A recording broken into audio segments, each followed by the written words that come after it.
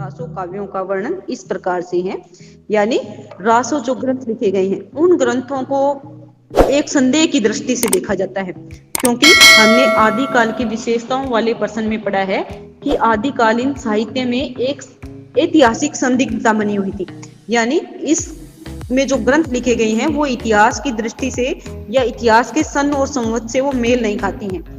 यानी इतिहास में राजाओं की माता का कोई नाम और बता रखा है, उसका युद्ध वर्णन किसी और तरीके से कर रखा है, कौन से राजा के साथ हुआ है, ये सारी बातें हैं वो अलग अलग दिखाई देती हैं। यानी ग्रंथों में अलग दिखाई देती है, इतिहास में अलग दिखाई देती है। तो ये बातें ऐतिहासिक संदिग्धता पैदा करती है, ऐतिहासिक दृष्टि से एक शक पैदा करती है। लेकिन इसका जो काव्यात्मकता है, यानी आदिकालीन साहित्य की जो काव्यात्मक प्रवृत्ति है, यानी इसका जो काव्य रचने का जो तरीका है वो अपने आप में एक बेजोड़ या अद्वितीय कह सकते हैं। तो अभी हमें करना है आदिकालीन जो प्रमुख साहित्य रासो ग्रंथ रहे हैं उनके बारे में पढ़ना है। पहला ग्रंथ है पृथ्वीराज रासो। पृथ्वीराज रासो, इसके बारे में हमने पहले भी जाना हुआ है कि पृथ्वीराज रासो एक अप्रमाणिक, अर्धप्रमाणिक और ग्रंथों की श्रेणी में आता है। यानी कुछ एक विद्वान इसको प्रमाणिक मानते हैं, कुछ एक अर्धप्रमाणिक मानते हैं और कुछ इसको अप्रमाणिक घोषित कर रहे हैं। यानी ये भी एक ऐतिहासिक संदिग्धता की श्रेणी में आता है। इसमें जो पृथ्वीराज रासो है, दिल्ली और अजमेर में जो हिंदू राजा था यानी पृथ्वीराज चौहान, उसकी वीरता के बारे में या उसकी जो उसने जो काम किए हैं उन सभी कामों के बारे में उसके दरबारी कवि चंद्रबरदाई ने पृथ्वीराज रासो में उसका वर्णन कर रखा है। पृथ्वीराज रासो एक बहुत बड़ा ग्रंथ है जिसको 4 भागों में बांटा गया है। जैसे इसके बारे में हम पढ़ते हैं। रासो काव्यों में पृथ्वीराज रासो विशेष ख्याति प्राप्त काव्य है। इसे रासो काव्यों का प्रतिनिधि काव्य माना जाता है। यानी रासो ग्रंथों में ये सबसे महत्वपूर्ण ग्रंथ है। इसके रचयिता प्रसिद्ध दरबारी कवि चंद्रबरदाई थे। यानी पृथ्वीराज चौहान के दरबार में रहने वाले चंद्रबरदाई ने ही ये रचना लिखी है। इसका कथानक दिल्ली और अजमेर के हिंदू शासक पृथ्वीराज चौहान की वीरता एवं शौर्य पर आधारित है। यानी उसकी युद्ध वीरता और उसकी जो प्रसिद्धि है उस प्रसिद्धि को केंद्र बिंदु मान करके ये ग्रंथ रचा गया है। पृथ्वीराज रासो के 4 संस्करण उपलब्ध है। 4 संस्करण यानी 4 भागों में इसको प्रकाशित करवाया गया है। इसके भृत संस्करण में लगभग 16,000 छंद है। भृत यानी बड़े संस्करण में जो बड़ा इसका भाग है उसके अंदर 16,000 छंद है और 69 सरग है। यानी 69 खंडों में उसको बांटा गया है। दूसरे भाग में जिसको मध्यम भाग कहा गया है उसके अंदर 7,000 छंद है। उससे छोटे यानी तीसरे भाग में 3500 छंद है और सबसे छोटे लघुतम भाग में 1300 छंद है। इस प्रकार से 4 भागों में इसको प्रकाशित करवाया गया है। हालांकि इस काव्य की प्रमाणिकता पर संदेह व्यक्त किया जाता है, पर काव्य सौंदर्य की दृष्टि से यह एक उत्कृष्ट काव्य है। जैसे प्रमाणिक, अप्रमाणिक और अर्ध प्रमाणिक तो इसको घोषित किया गया है, लेकिन ये ग्रंथ अपने आप में एक महत्वपूर्ण ग्रंथ है। इसमें कवि ने श्रृंगार एवं वीर रस, विभिन्न अलंकारों, वस्तु वर्णनों, मार्मिक प्रसंगों तथा दोहा, छप्य, तोटक, तोमर, पदरी, सहक आदि छंदों का प्रयोग किया है। यानी श्रृंगार और वीर रस तो इसके अंदर कूट कूट करके भरा हुआ है। इसके साथ ही विभिन्न छंदों का प्रयोग पृथ्वीराज रासो नामक ग्रंथ में उसके जो रचयिता कवि है चंद्रबरदाई ने किया हुआ है। कवि की भाषा डिंगल एवं पिंगल है जो रसों के अनुकूल है। जैसे डिंगल भाषा का चंद्रबरदाई ने कब प्रयोग किया है, जब वो युद्ध वर्णन या वीर रस का प्रयोग करते हैं वहां पर उन्होंने डिंगल भाषा का प्रयोग किया है। और जहां पर माधुर्य गुण या श्रृंगार रस की बातें करता है वहां पर उन्होंने पिंगल भाषा का प्रयोग किया हुआ है। दूसरा जो रासो ग्रंथ है वो है खुमान रासो। और खुमान रासो को जो रचने वाले हैं वो भी एक संदेह की श्रेणी में आते हैं। यानी खुमान रासो को कौन से कवि ने लिखा है, एक तो ब्रह्म भट्ट का नाम आता है और दूसरा दलपति विजय का नाम आता है। इन दोनों में से कौन से कवि ने खुमान रासो नामक ग्रंथ लिखा है, तो ये भी एक उलझन पैदा करने वाला है। और दूसरी बात उलझन पैदा करने वाली इसमें ये है कि 9वीं शताब्दी से लेकर के 16वीं शताब्दी तक 3 खुमान नाम के राजा हुए हैं, यानी 3 व्यक्ति प्रसिद्ध हुए हैं खुमान नाम से। तो ये भी एक उलझन बनी हुई है कि इस ग्रंथ के अंदर कौन से खुमान की घटना का वर्णन किया गया है।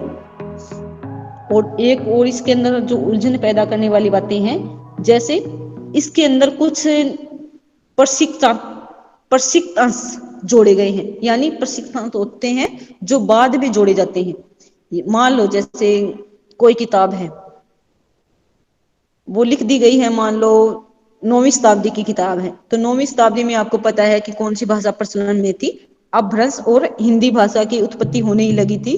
तो उस काल की जो किताब लिखी गई है और उसके अंदर जैसे आज की खड़ी बोली हिंदी का कुछ अंश जोड़ दें, तो वो एक अलगाव सा अपने आप नजर आ जाता है, देखते ही पता चल जाता है कि हाँ नहीं, इस और इस भाषा में एक अंतर है। तो इस प्रकार का अंतर खुमान रासो नामक ग्रंथ में भी देखने को मिलता है। पढ़ते हैं इसके बारे में। खुमान रासो एक संदेहास्पद काव्य रचना है। इस ग्रंथ एवं इसके रचयिता के बारे में कई शंकाएं उठाई गई है। सबसे पहली शंका इसके रचयिता के बारे में है, इसे ब्रह्म भट्ट ने लिखा है या दलपति विजय ने। इस प्रश्न का उत्तर विभिन्न विद्वान दलपति विजय के पक्ष में देते हैं, यानी विभिन्न विद्वान बताते हैं कि ये ग्रंथ है वो दलपति विजय ने ही लिखा है। इसके संदर्भ में दूसरी शंका यह है कि चित्तौड़ में 3 खुमान हुए थे, यानी चित्तौड़गढ़ में 3 व्यक्ति है वो खुमान नाम से प्रसिद्ध थे। खुमान रासों में किस खुमान की कहानी है? इस रासों में 9वीं शताब्दी के खुमान से लेकर 18वीं सदी के राणा संग्राम सिंह की चर्चा है। वास्तव में खुमान रासों में खुमान वंश का इतिहास है।